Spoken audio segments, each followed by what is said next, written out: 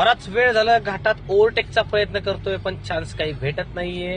त्यात आपलं अल्ट्रॉजवर personal training चालू आहे. पाहू शकता कृष्णा जाधव सर. द्या रेस द्या सर. सर समोर कुणी नाही बघा.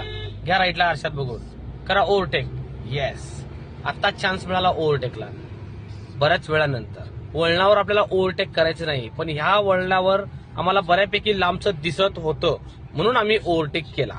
ओव्हरटेक करताना शक्यतो जवळ असाल तर सेकंड गिअरमध्ये ओव्हरटेक करा. सेकंड गिअरमध्ये पिकअप जास्त भेटतो. गाडीला पुश करण्याची पुढे ताकद जास्त असते.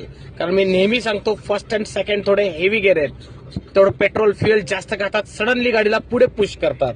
त्यामुळे जवळचा असा जर क्लोज मधला ओव्हरटेक असेल तर तुम्ही नक्कीच सेकंड मध्ये करा. फॉर एक्झाम्पल पुन्हा तसाच आलेला असेल. जाधव साहेब रेस द्या पटकन. द्या रेस जोरात, द्या जोरात जोरात. जाधव साहेब समोरपर्यंत कुणी नाहीये. ओव्हरटेक आरामात होईल लालपरीला. Very good man. रेस सोडून द्या आता. परफेक्ट. समजलं तुम्हाला? येस. सेकंड गिअरचं किती महत्व आहे बघा. हेडलाईट ऑन करा. टनल चालू होतोय जाधव साहेब. वळवा लेफ्टला जजमेंट घेत. Very good. वारंवार सांगतो सेकंड गिअर कंट्रोल गिअर आहे. लक्षात ठेवा बिगिनर तुमच्यासाठी एक 2-3 अनुभव असेच तुम्हाला ट्राय करायचा आहे. सेकंड गिअर मध्ये ऍव्हरेज लॉस तर लॉस.